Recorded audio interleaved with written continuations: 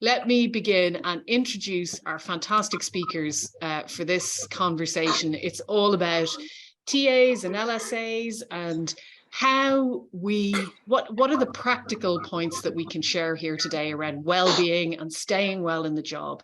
Our intention today is to learn from people who've got real life experience.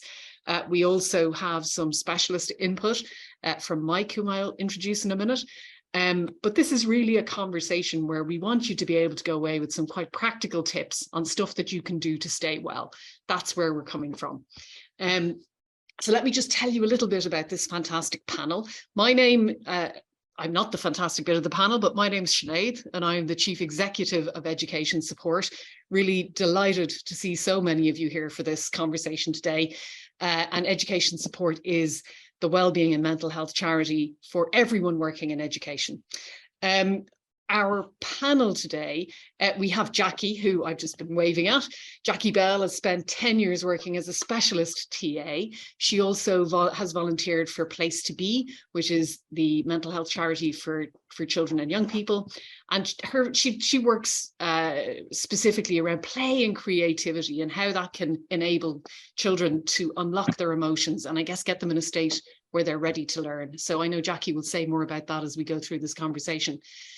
I am also delighted to welcome Becky Johnson, and Becky has also been a TA for the past 10 years. She's currently a learning mentor at an academy in Nottingham.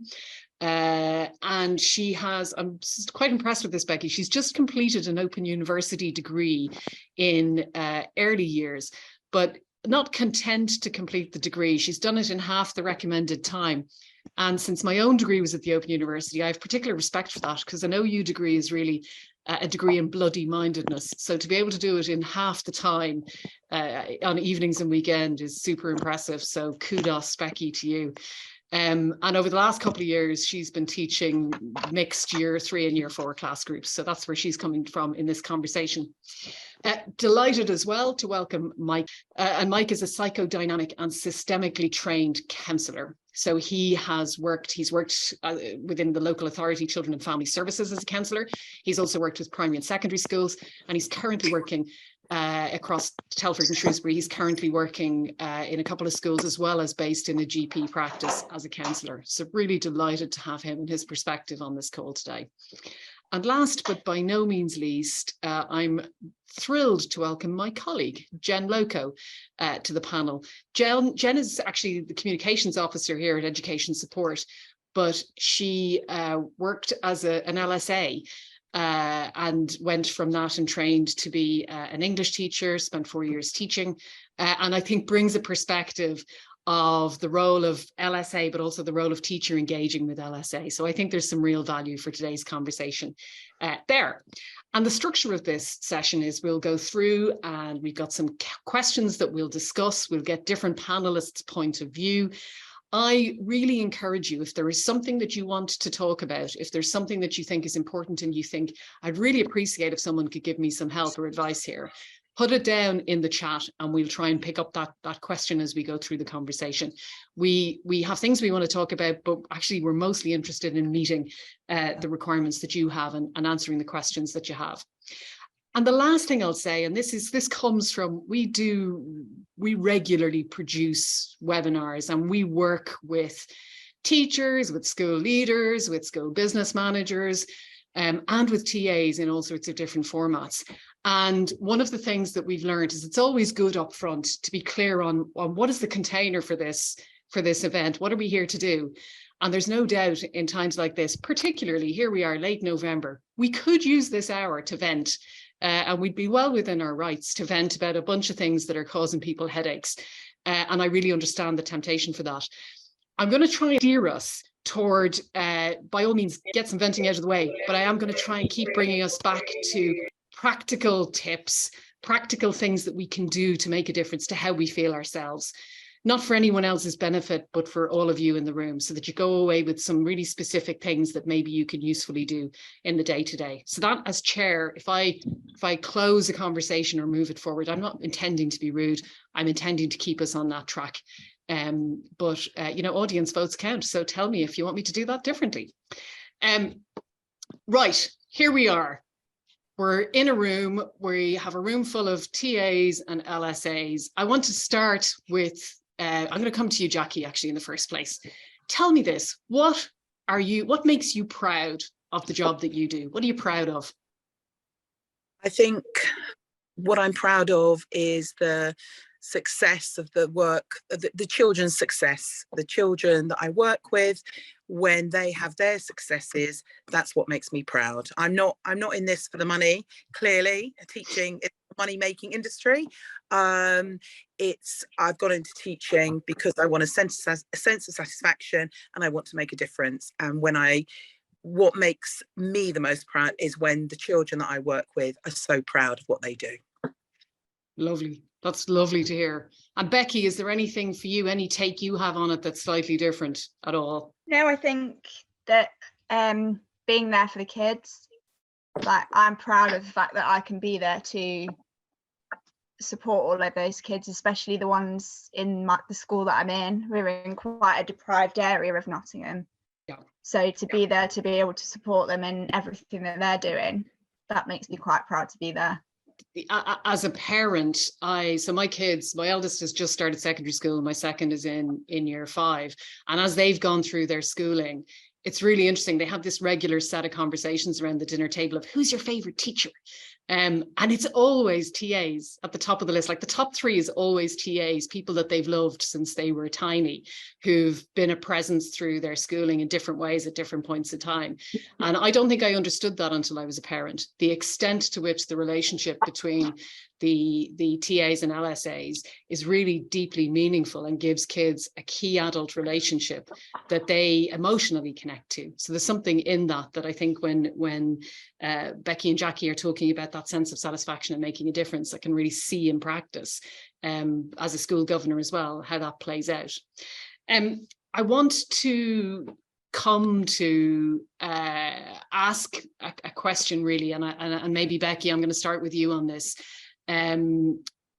Around, I suppose, I said at the top of this, there'll be some venting. Maybe this is the moment and then we'll be done with the venting. But if you had to list 3 or 4 key sources of stress that you reckon every TA or LSA would recognize, what would those kind of top sources of stress that go with this job, what would they be? And I'm going to come, I'm also going to come back to Jackie, and Jackie, ask you for anything additional that you feel you'd add to what Becky said.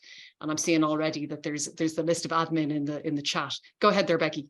I think a lot of the TAs in my school get asked to teach classes that they're not qualified to do. 2, most of them don't actually want to do that. And 3, you're just thrown in at the beginning of the day or midway through the day to teach a year group that you might not be in. Yeah. I think there's so many behaviour issues in our school that the TAs, there's not one TA in our school that supports a class. Every single one of them supports a one-to-one, and a lot of them aren't in the job for that. Yeah, I think there's an element of working one-to-one, but I think as well, a lot of them will have come into work in a class to support the class. Yes, that's stressful because you end up never actually being in the room. You're in like chasing kids around the corridors. Like I've spent hours of my life doing that.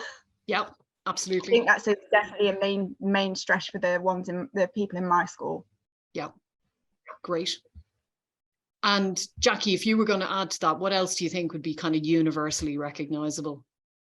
I certainly recognise what's already been said for sure, as I'm sure many people would, but I would certainly add to the fact that the perception of TAs compared to teachers in schools is very different and perceived as a very lowly role. And as you rightly said before, how the children perceive their TAs, that many of which that they've been working with throughout many of the school years. I know I'm biased, but I feel a TA is more valuable to the child than the teacher, because the TA is providing the emotional support and the education, and the perception of TAs. What gets my goat the most is the perception of TAs in a school from parents and from other teachers, from head teachers, is that we're the lowly TAs, and that's what stresses me the most. It's just a bit unfair.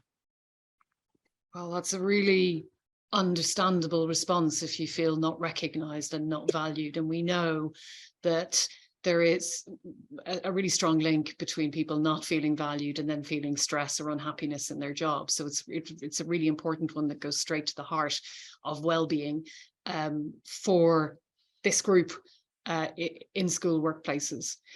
Jen, I'm going to come to Mike in a moment, but just before I do, I'm very aware that you've got the experience of kind of both of being different roles in a school setting. So if you think back to your LSA role, what do you think is uniquely stressful there that maybe doesn't play out in the same way in a teaching role? Yeah, I think there's no secret that the emotional impact and the demands of being an LSA can ultimately affect the well-being of an LSA. So when you are having to battle, you know, heavy workloads, meeting the needs of children with SEN, having to understand your remit whilst not really having a clear job role, you know, I feel as though as an LSA, you kind of have to be like a jack of all trades, you know, battling admin, behaviour specialism, behaviour management, SEN specialism, all without sufficient training, you know, and you are put in a situation where without the training, it can be real pressure, you know, and that has an effect on you in the sense that you want to do the best that you can, but without that support, there's not much that you can do that really shows that, you know, I'm sitting here, I have a class of history one lesson, French the next lesson, English period 3. How are you meant to do all of those things whilst, you know, accessing the subject knowledge? There's so many things that you have to do at the same time, and that ultimately can have an effect on, you know, your feelings of empowerment, your, you know, feeling burnt out, feeling exhausted. So unfortunately, there is a long list in answer to that, Sinead, that, you know, an LSA TA can experience on a daily basis. Thanks, Jen. We've heard there about TAs being asked to teach classes, so a requirement being made that's not really in the contract, it's not in what somebody's signed up to do, behaviour issues that are beyond what somebody expects to do in the role that they that they've taken on. We've heard Jackie articulate this point about the status, the way in which TAs are perceived relative to other colleagues in a school setting, and then Jen describing their, well, the emotional impact of the role, but also what comes across for me there is that sense of being pulled in so many directions without a moment to kind of catch up, and then just it's all a bit much. When you think about that as a counsellor, what sort of impact do you think those issues are likely to have on people? Severe stress, increase in illness and time off work, loss of family and individual social life because you'd start to withdraw. Yeah, it's not, I can't hear many positives out of that level of work overload and stress, and it's not sustainable. Yeah. And the older you get, without being ageist, the older you get, the less sustainable it is, because you don't have what you had. I mean, I'm 60 odd, and I don't have anything like the resilience that I used to have when I was in my 20s and 30s, which was luckily when I chose to have my own kids. So your resilience is going down as the pressure is rising, and it's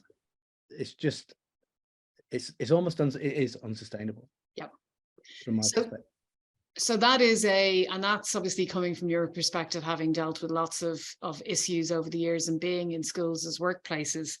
I guess if we, for the purposes of this conversation, let's just accept that as a reasonable statement and description of where things are at. If we then, if sitting in this room, we're thinking, okay, well, that's the situation I work in. The demands are a bit too much. The respect and the appreciation is quite low. The opportunities for me to kind of be swamped by all this different stuff is vast. How do we as individuals sit back and think about our work, and how do we draw some lines around that? I mean, because obviously what you're saying is it's not sustainable, which I take to mean if you keep doing it, you're either going to get knocked off your legs by your health going, or it's just going to swamp you emotionally, or something's got to give.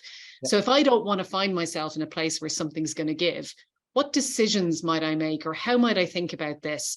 And I'm going to ask you that first, Mike, and then I'm going to come to colleagues, to Jackie and Becky and to Jen, and just hear about what you think makes a difference to help someone find a way to hold that.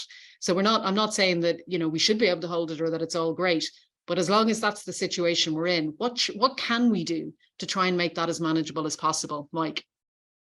The way that I look at it is, and your situation as TAs and LSAs is very similar to what I'm hearing from nurses and doctors, in that there's a lot of mission creep. They are losing sight of themselves. So what is, for me, it's about, okay, well, what can you do for you? What are the areas you do have control over? Because work is generally making you feel out of control. Is that so? Yeah. What I look at, I have a transition exercise that I do. This is where it gets a bit twee and fluffy, everybody, right? So you're just going to have to go with twee and fluffy. The thing that I do every morning before I go to work is I will do a basic breathing exercise. So I breathe in through my nose for 5 elephants, because 1 elephant is a second. So I'm going to really patronize all of you now by showing you how to breathe, right? So you go 1 elephant, 2 elephants, 3 elephants, 4 elephants, 5 elephants in, and then 5 elephants, 4 elephants, 3 elephants, 2 elephants, 1 elephant back out through your mouth. Don't count out loud, because then they will think you've lost the plot, right? So I stand outside. I only have a front door, but it's best if you stand outside your back door, because nobody can see you then. And so before I go to work, I will start breathing elephants. 3 or 4 minutes of that, I carry on breathing, but with my eyes shut. 3 or 4 minutes of that, and then I listen to a 5 meter radius, still with my eyes shut. Another 3 or 4 minutes, and I listen to a 20 meter radius, still with my eyes shut. And then I open my eyes and I look for 5 things I can see, 4 things I can hear, 3 things I can touch, 2 things I can smell, and 1 thing I can taste. So it's a basic mindfulness connecting exercise. If you've got kids, or you're in a rush, or you don't have time to do that, as you're rushing to wherever you're going, just do a 5, 4, 3, 2, 1 and slow your breathing rate down.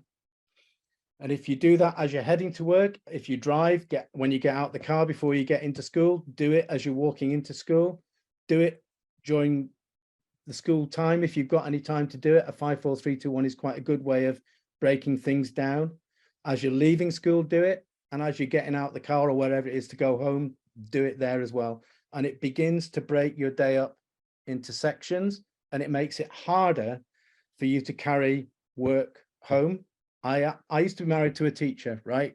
So we still talk. It's not that bad. But so I get there is going to be some stuff that you might have to do, prep work, whatever, to do at home. But that's the best way I can think of helping you to begin to break it up. If you have a chance when you get off home and you've got an understanding partner, do a 10-minute offload each, where you don't have to fix each other. You just go blip and offload your day, and then see what happens after that. Okay. Some of this is ideal, and it presumes that you don't have kids whizzing around you wanting your attention the moment you walk in, but that's a starter. Thank you, Mike. I'm going to ask you just to repeat, and we'll maybe after this event we'll be able to summarize your suggested exercise there and whiz it round to people. But when you opened your eyes after your 5 elephants in, 5 elephants out, you were looking for 5 things you could see. Yeah. 4 things you can hear. Yeah. 3 things you can smell. 2 things you can taste. 1 thing you can touch. It doesn't, it's all 5 senses. So it doesn't matter, as long as it's a 5, 4, 3, 2, 1, it doesn't matter which sense is where. Yeah. Right. So it's great. Whatever is expedient in the moment. Great. Thank you for that. So that's a really specific, practical suggestion of something we can do to ground ourselves a little bit. I guess I'm also, and I'm going to come to Jackie and to Becky, I'm also aware, if I think about my job and my work, and there have been times when it's been out of control. Certainly when I was younger, I was a workaholic, so very differently from the people in this room. I think I did work in an environment with unrealistic expectations, but I also was throwing myself at that at 90 miles an hour. And I think there were times when that became really quite problematic from a health perspective. I think one of the things that I learned in that window of time was that nobody else was going to draw a line and say, Sinead, you've done enough. That's marvelous. Sit back down there now and put your feet up. Nobody was ever going to say that to me.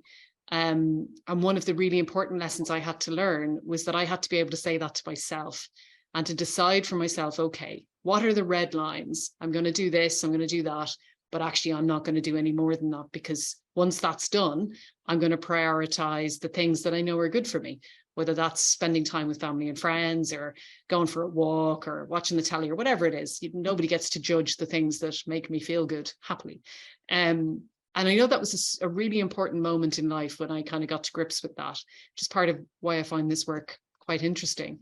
But Jackie and Becky, maybe Jackie, if we start with you, are there particular things that you've found valuable, or particular ways of looking at work and looking at the job that help you to manage some of the stress that comes with the various factors we talked about?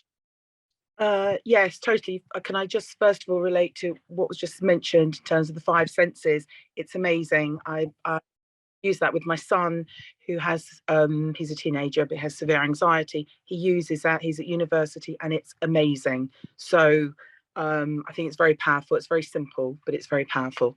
Yeah, I use.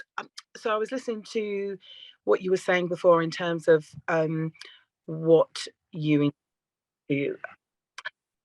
enjoy in terms of your own keeping your health healthy. And for me, after years of not taking care of my mental health, I realized that actually I need to try and build into my everyday the things that I enjoy, not to do things that I'm being told to do to help me, but what I know is good for me. And so I think for me, that's the secret. You know, somebody may find for them, they want to go and for half an hour sit on a read a book, or it's what's right for you, what relaxes, and what just takes you away for 10 minutes so that you can just realign your thoughts. Certainly for me, I try and always ensure that I have a break at work. It's never as long as the teachers, of course, because I'm only a TA. That's another conversation. But I always try and go out on my lunch break, because I feel that if I can change the environment, even whether I've had a good day, good morning or bad morning, it doesn't actually matter. I just feel that breaking down the day is helpful. It's more manageable. And the physical side of going for a walk and getting some fresh air, I find that's really helpful for me to walk. And also for me, I love a chat and a bit of laughter. So I have found that I end up befriending people that I work with that I don't work directly with. So a security guard or dinner lady, people that are not directly teaching the children, that we have a little chat for 5 minutes each day. How's your day? How's your day? And it's just, I don't know, I find that the perspective is different, because I'm not talking to another TA listening to all her groans and moans, which I will. A different perspective on things. So for me, going for some air and speaking to some other members of staff in the school that I'm not working directly with, so I have perspective on things, is I find really helpful. That's really valuable, Jackie, and that distinction between chatting with people to have a groan and a moan, which, let's be fair, has its place. You know, for venting can be a fantastically, cathartic experience when you get to the other end of it and you go, thank God I got that off my chest. But you're absolutely right. The social connection that comes from having a positive interaction with somebody and laughing, Yeah. I end up reading an awful lot of literature on mental health and well-being, and I'm shocked at how positive and good for you laughing is, and those little social interactions, they're incredibly positive. So we dismiss them or minimize them, I guess, at our peril. Becky, just from your own experience, what are the things that you find make a difference and help you kind of just look after yourself? I think definitely the getting out on your break. I try and get out, if not every day, at least 2 or 3 times. And then usually on a Friday, me and a couple of my other colleagues will go out, whether that's into the shop or just for a walk or something. What break? Yeah, I know. My breaks are slightly different because although I'm employed as a TA, they do use me as a teacher. So I do have the workload of a teacher, but still occasionally I get used for everything. But yeah, definitely getting out for, even if it's just for 20 minutes. Because again, I don't see colleagues that I used to work with every day. I don't see at all anymore. Yeah. And there's people in my school that I've actually, for a long time, I'd never actually met. So I think, yeah, definitely getting out. That's the main thing for me. Oh. So has that been an opportunity for you to kind of seek people out, to try and meet different people that you hadn't encountered before? Yeah, and I don't usually get any support in the classroom, so I'm very much on my own all day. So I don't really see any other adults until lunchtime or break time. So it's just really finding time to see other people. Because I used to work in a team, and now I'm very much just on my own. It's like they changed the way they did PPA. So instead of having a PPA team like what I was part of last year, you're now just very much on your own. So like I say, there's a lot of people that I used to work with really closely that I now just don't see. There's Sarah's pointed out in the chat, you talked about feeling used, and just as you're talking there about being left on your own and isolated, I'm guessing that that's also something that other colleagues might relate to. And I guess there's a point here around if we find ourselves in a situation where reasonable terms and conditions and support is not in place, there's a question there for how do we raise that, and what are the right channels to raise that? Because it won't be, it's not okay for somebody to be left without breaks, without support, completely isolated and turfed into a role in an extended basis. So maybe there's something we can come to, and Jackie, I'm going to come back to you on this and just be interested in your thoughts in a moment, about whether there are things that we can do to have those conversations, which won't always feel very easy because it's quite a vulnerable place to raise this as a conversation. But before I come to Jackie with that question, I want to, Jen, just ask you if in terms of in your time working in school, whether there were particular things that you found worked to help carve out some time and space to look after yourself. I think a key thing for TAs and LSAs that a lot of them feel they can't do is be able to talk. A lot of TAs and LSAs feel as though they don't have a voice, you know, and it's so unfair because there's so much that goes into their job roles on a daily basis. And a lot of it, sort of the stresses and strains of that is kept inside. And I think what really worked for me, because I was very young when I became an LSA, and I had, you know, a lot of experienced TAs around me, and I sort of thought that, you know, I just have to get on with it. No matter what I'm feeling, I just need to get on with it. And there is really a strength in talking. Now, you don't need to speak to everybody. You don't need to go to all of your team or all of your colleagues. Try and find somebody that you feel comfortable with, that you could share. You know, there's a lot that goes into a school day, a lot of stresses. If you're able to confide in somebody and offload, that can really help. Like I said, because I was quite a young LSA, I found that for me, talking and requesting for a mentor really, really helped.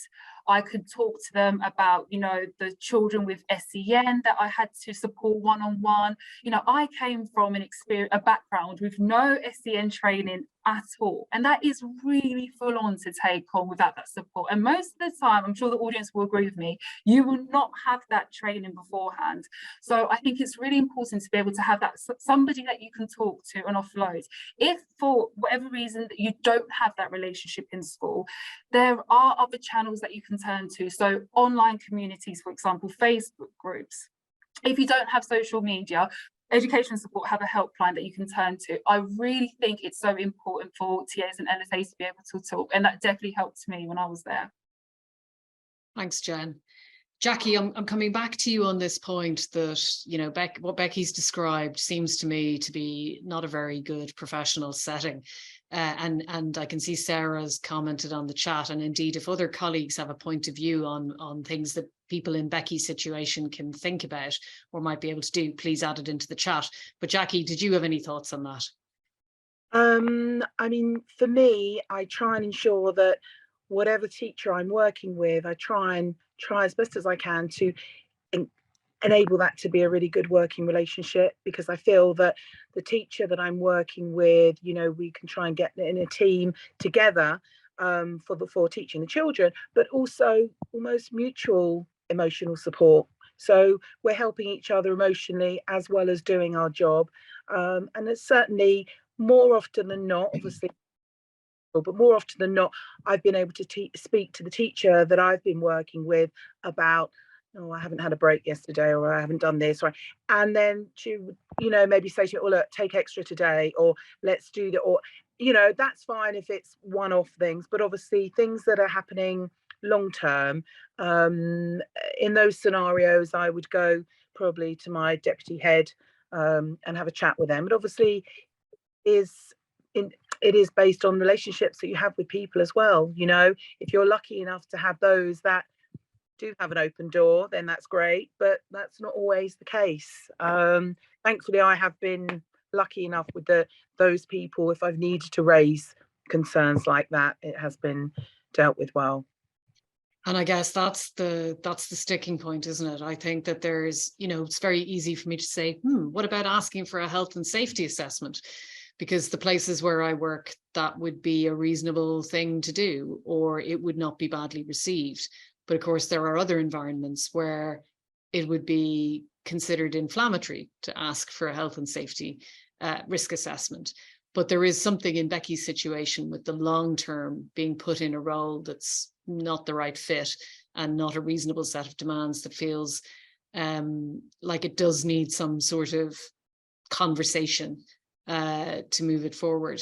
And again, if there are colleagues in this room, remember, you in this room, there's 113 of you who have experience. So if you've got a point of view on this and a suggestion that you want to share, please tap into the chat there, and it would be really interesting to hear it. I want to pick up on what Jackie just said there and come back to this point about relationships. So for those of us who are sitting in the room thinking, well, yeah, what Jackie said there about building a good relationship or having a good relationship with a teacher sounds great. I don't currently have this. And obviously, Becky, in your case, you don't have a teacher. You are the teacher and the TA all in one.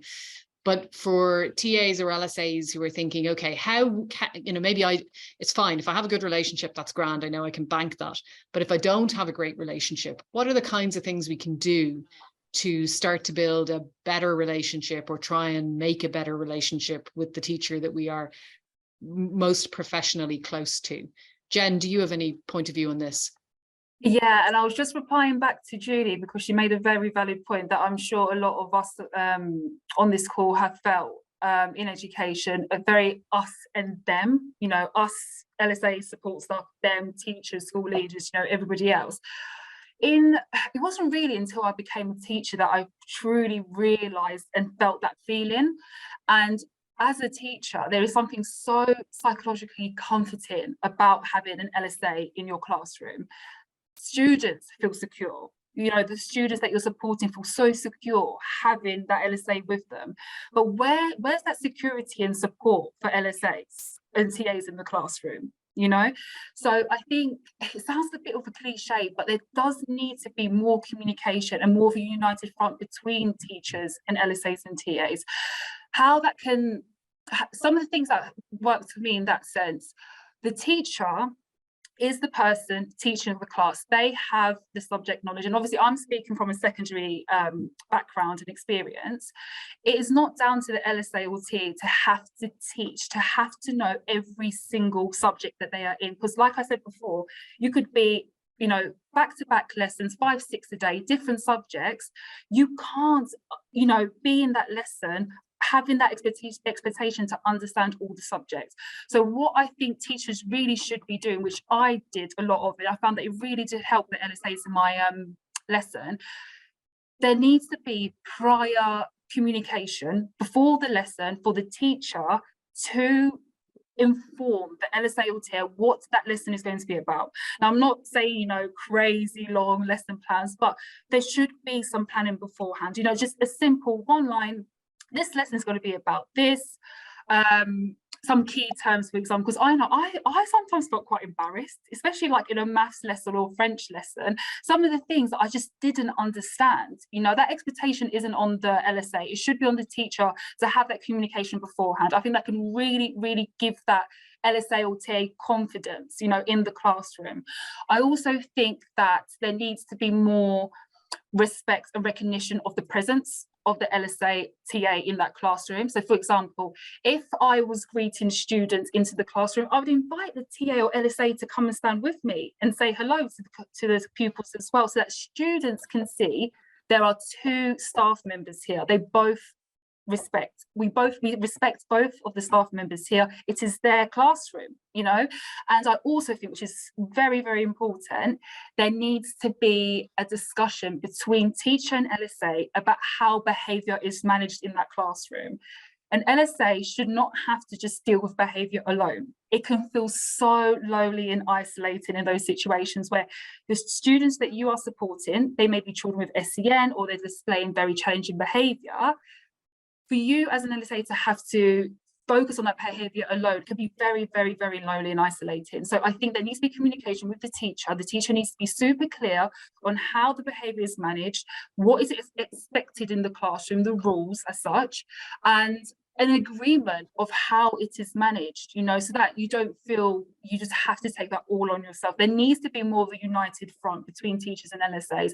And I think communication is key in order to build that. And I think, unfortunately, in some schools, that's not always encouraged. I think there is a sense of that separation. You know, school culture needs to encourage that key communication. Jackie, how does that chime with your experience? Yeah, I mean, I would agree. I'd agree with all of those points.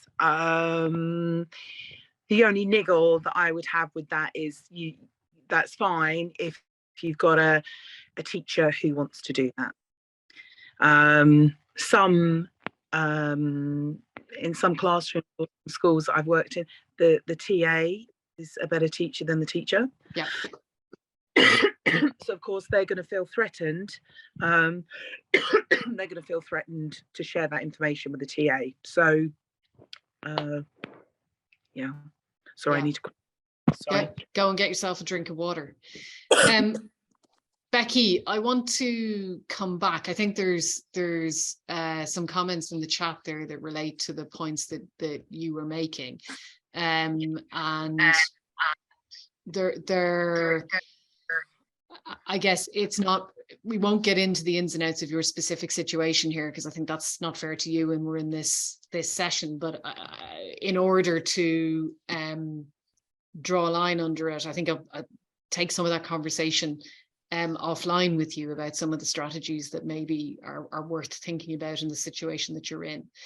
But if we come back to the situation facing most TAs, most of the time, and whilst I know that you're not unique in the situation you're in, I think it's a bit more of an extreme example than I think many of the people in the room might have. I'm very struck by in my own conversations with TAs and LSAs, a theme that comes up repeatedly is this sensation of guilt, of feeling like they just can't do enough. There's not enough hours in the day. They can't do enough to support kids, largely because it feels like adult time is a really precious commodity. And I can see people making this point in the chat that there isn't enough of anybody's time available. And so the individuals who are there, the adults who are turning up, feeling like they carry the weight of that guilt, of not being able to do everything that needs to be done. Is that something that you've seen with colleagues that you've worked with, other TAs and LSAs? I don't think that they necessarily feel guilt, but I think there's a lot put on them that they just can't manage in the day. Yeah. A lot of them have got children that they're not trained to deal with. they've got behaviour, children that display really challenging behaviour that they're just not trained to be dealing with. Yeah. And I think I wouldn't say they feel guilty, but I think that must be really hard for them. So you see it as more trying. overwork in a way, over demand that's being put on them. Yeah, I think the demands that are put on them aren't fair. Yeah.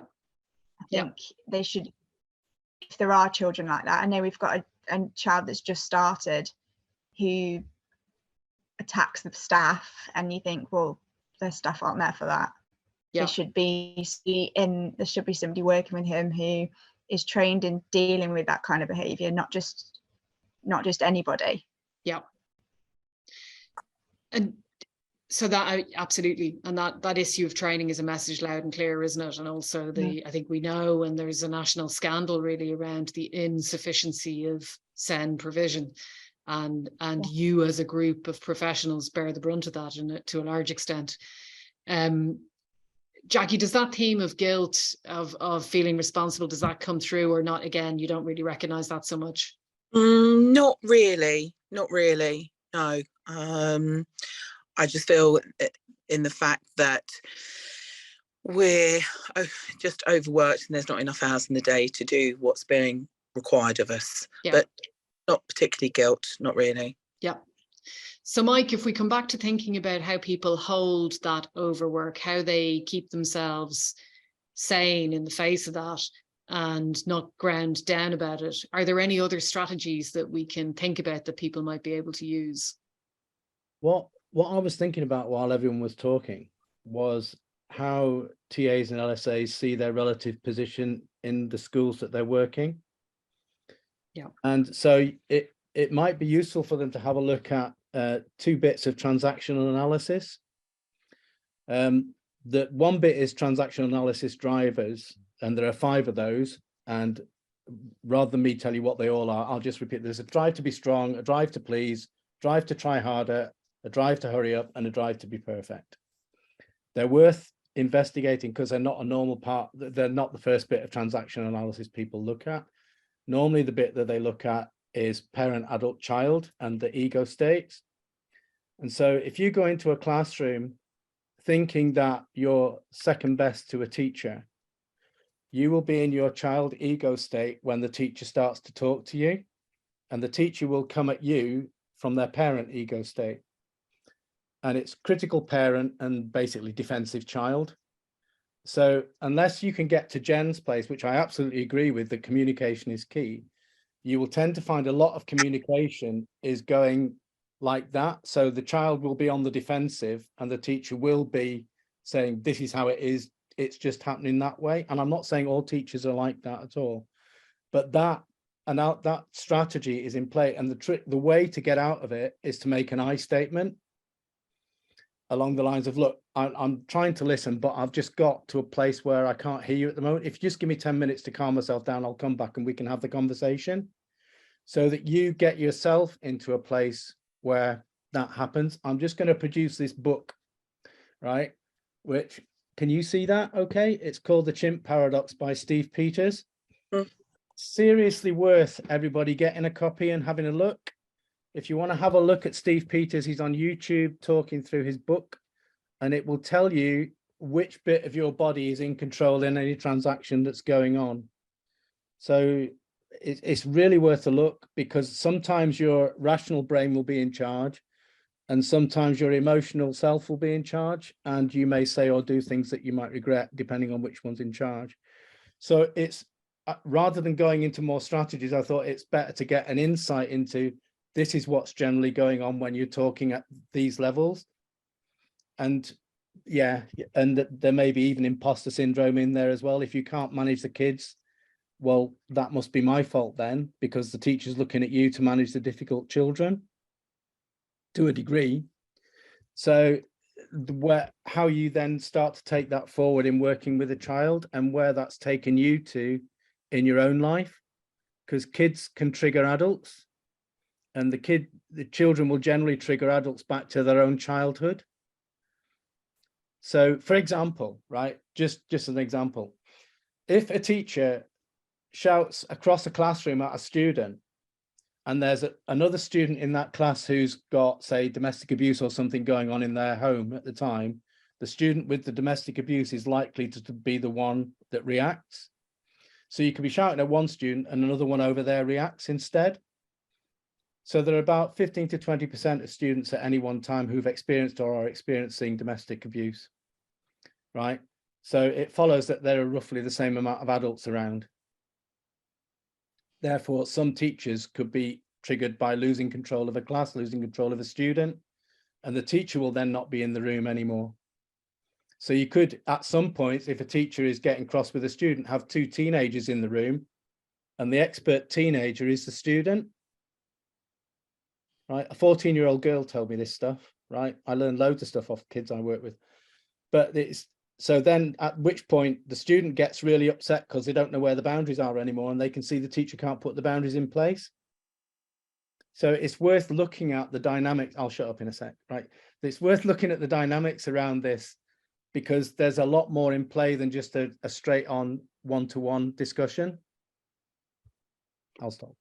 Well, I think it's an interesting point, and I've just had a message, a private message from somebody who's talking about an argument they had with a teacher last week, where the teacher shouted at kids, and in private subsequently, explained that they themselves clearly were feeling under pressure because they weren't understanding the work, and so they were struggling in that moment, the teacher. And the TA who's sharing this is saying that they found this an uncomfortable situation. But going back to your point about getting stuck in some of those dynamics in relationships, I guess in that circumstance, the colleague here, the TA, could say, I find this an uncomfortable conversation. I mean, is that a legitimate thing to say to somebody else in a professional environment? As long as you don't point a finger.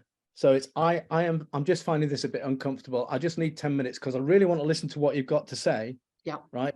Because the key bit is to be listened to and understood for teachers and students. So if you make the point, look, I really do want to listen to what you've got to say, but I'm just going to have to take 10 minutes to calm myself back down. Then I'll come back and I can listen, because you can't listen and argue. It doesn't happen. If you're both speaking at the same time, neither of you's listening. If one of you raises their voice, neither of you's listening.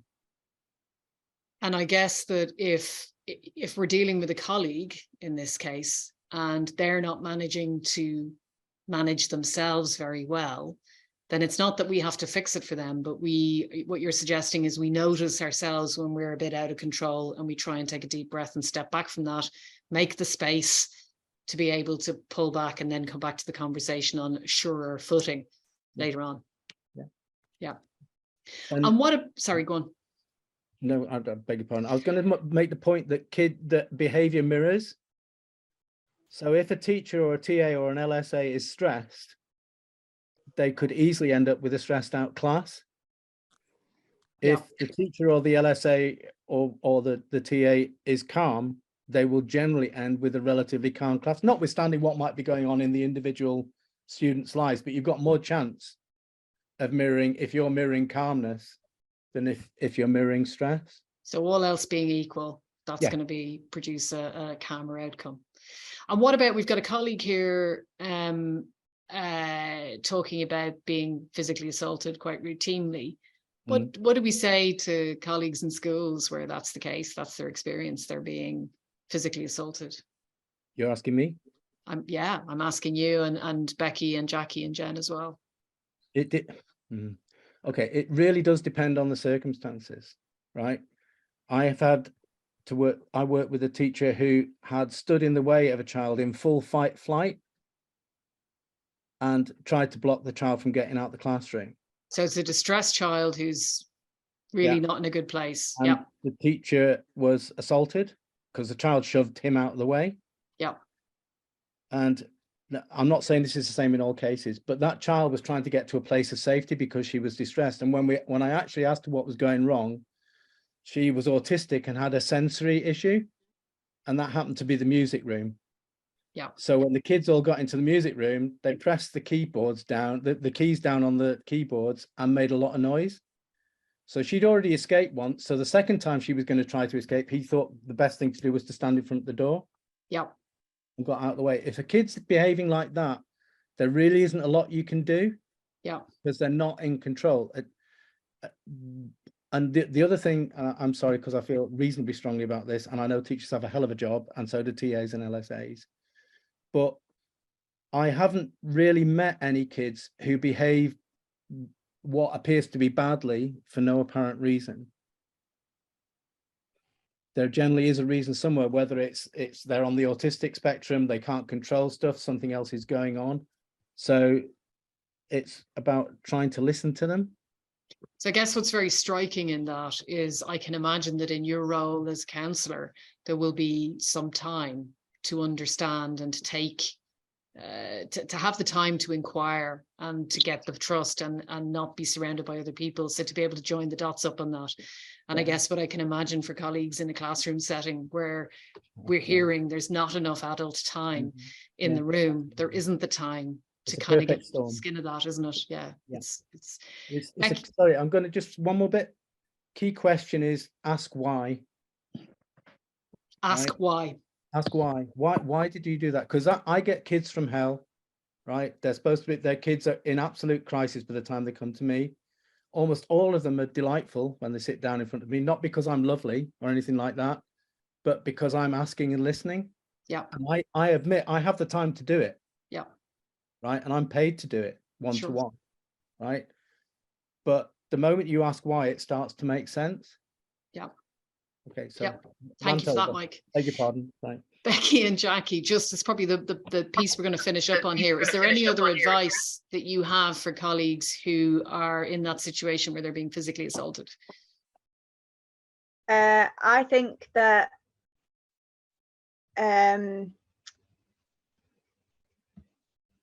pick your battles so it doesn't get to that point.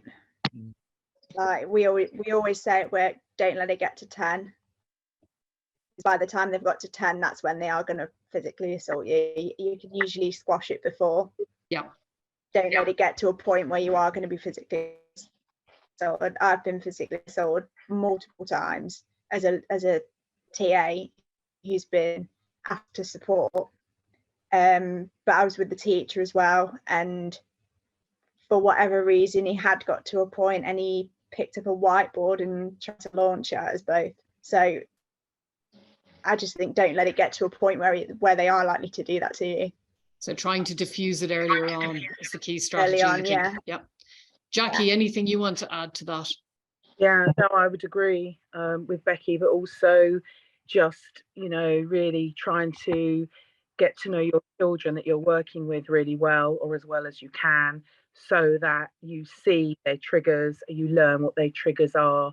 And in terms of, as was said earlier, the behaviours, from the behaviour is Yep. They're not going to school that day saying they're going to throw a table across the classroom. That is the output based on how they are feeling. So, for me, about trying to what their triggers are. So if, they don't, and there's let's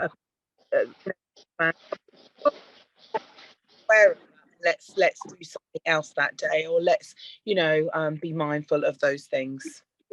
So that's really echoing there Becky's point, and I guess there's something I see that Hannah has posted in the chat, a link to a piece she's written about a TA perspective on dealing with behavior.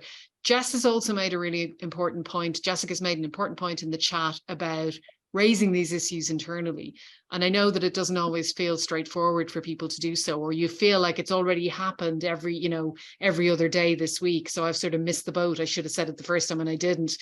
I think it's never too late to go and have a conversation, to take your time, to plan out what you need to say, bring a colleague with you, bring someone you trust with you. But these are not issues that anyone in this room should be sitting with alone. And I think that raising them through whatever the line management route is that you have is really, really important to protect you, to protect the kids, and to generally create, the sort of environment that we should be having in schools as much as we possibly can.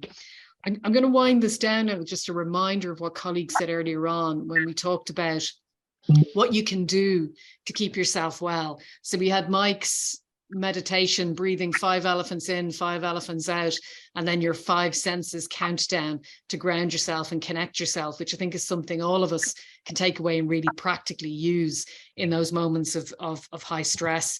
And then the advice around finding the stuff that you enjoy, taking that time to take a lunch break, taking the time to make conversation and have a bit of a laugh, which doesn't always feel like it fits into our day, but it can do.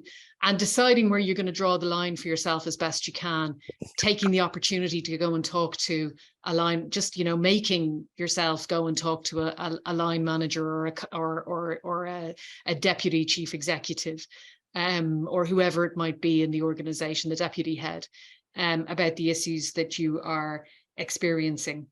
I think we're out of time. I want to thank colleagues for coming to, well, for all of you for attending this event. I think let us know if this has been useful and interesting, if this is a forum that would be valuable to open up again in the future, and we can think about what we might structure that around in terms of content. And I can see there's a few more comments coming through in the chat there. But I also particularly want to thank Becky and Jackie and Mike for their time, as well as our own Jen for making her time available and coming and sharing their experience with us. It's been, I've certainly learned a lot. I hope that there are some practical tips in there, as we said at the beginning, that people are able to take away and put into practice. Remember, you're never completely on your own. Education support is always there on 08000 562 561. Colleagues have posted that number in the chat, but we have a team of qualified counsellors always on the end of that phone. So if you've experienced something that's difficult, if you've experienced something that's really kind of hit you in the solar plexus, or you don't know what to do with it, you don't want to take it home, you don't have anyone you feel you can trust, you want to talk through maybe how you approach that conversation with your line manager and just get an independent perspective, our helpline is there. It's there for you. So don't feel like you're ever on your own, and please do make use of it. That's why we put it there. I also want to just let you know that we have released today some new resources specifically focused at TAs. I think they're on our website, and there'll be some social media posts about them. But those are the beginnings, I hope, of tools that we'll try and develop going forward. We will take some of the themes that have come up today and think about what else we might be able to do going forward. But as ever, please keep talking to us, because we can only help when we know what the issues are. Thanks a million for your time. Look after yourselves. You do a phenomenal job. I say that as a parent and as a governor. I think TAs are the heart and soul of our schools. So I really personally want to express my appreciation for the work that you do. Look after yourselves, and I hope the rest of your week goes well. Take care.